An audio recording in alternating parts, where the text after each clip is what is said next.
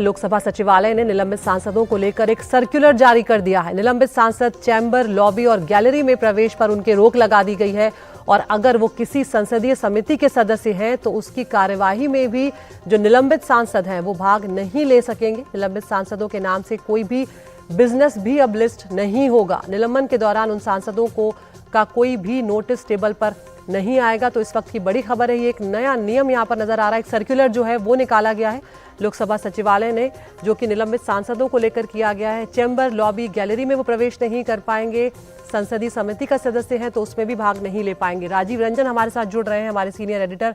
राजीव, ये खबर अपने आप में और ज्यादा चौंका रही है क्योंकि कल तक हम इसे ऐतिहासिक मान रहे थे कि यहाँ पर इतने सांसदों का निलंबन हुआ है, लेकिन जिस तरह का सर्कुलर आया है ये और सख्त है क्योंकि उन सांसदों के नाम से जो निलंबित हुए हैं उनके नाम से कोई बिजनेस भी लिस्ट नहीं किया जाएगा और उनका कोई नोटिस भी टेबल नहीं किया जाएगा। ये अपने आप में बहुत बड़ी बात है।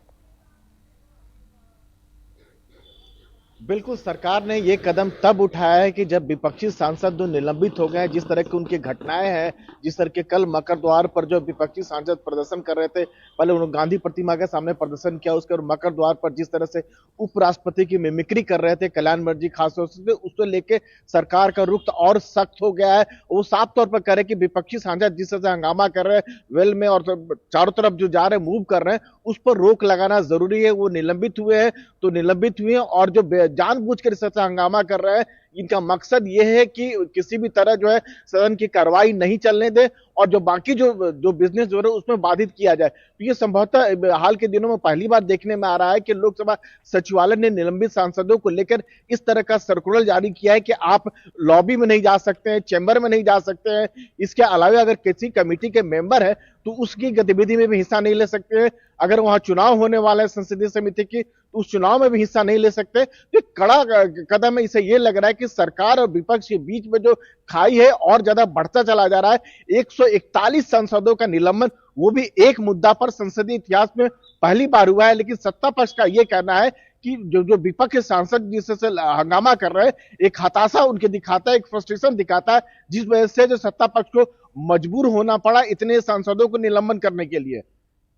बिल्कुल राजीव, अब तक के जो नियम होते थे, जब सांसद निलंबित होते थे तो वो कहां कहां पर प्रवेश कर पाते थे, क्योंकि यहाँ पर चैम्बर में, लॉबी में और गैलरी तक में अब वो प्रवेश नहीं कर पाएंगे। इसका मतलब है उन्हें परिसर के बाहर तक ही बस रहना होगा।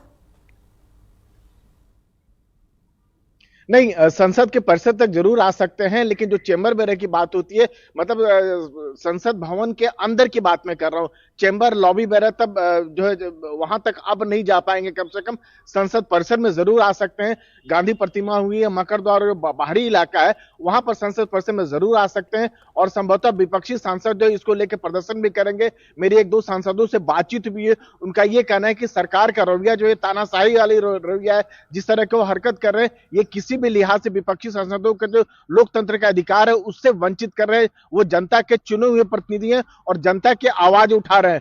वही सत्ता पक्ष का ये कहना है कि जो उनका जो हरकत है, जो उनका अप्रोच है, खासतौर से जो कई जो सत्ता पक्ष के सांसद है, वो कहना है कि आप चेयर के पास तक चले जा रहे हैं। ऐसा कभी नहीं हुआ था कि कोई सांसद विरोध करता हुआ चेयर के पास चला जाता है, जो चेयर की जो सीढ़ियां है वहां चढ़ जाता है, तख्ती लेकर आ जाते हैं, शोर शराबे नारे करते हैं और जिस तरह से संवैधानिक पद पर बैठे हुए लोग हैं, इस तरह की तस्वीरें विरोध की हम दशकों से देखते हुए आ रहे हैं, आप और हम सब देखते हुए आ रहे हैं, और तरह तरह के विरोध हुए हैं संसद भवन के भीतर, लोकसभा हो चाहे राज्यसभा हो। इसलिए कौन ज्यादा कर रहा है, कम कर रहा है, इस पर तो अब क्या ही कहा जाए, क्योंकि जो सत्ता पक्ष में होता है वो ये बात कहता है, जो विपक्ष है जब वो सत्ता पक्ष में होता है तब वो दूसरे पर आरोप लगा रहा होता है। लेकिन यहाँ पर अब जिन निलंबित सांसद हैं उनकी आगे की रणनीति क्या होगी, क्योंकि बहुत सारी पाबंदियां हैं उनके ऊपर। अब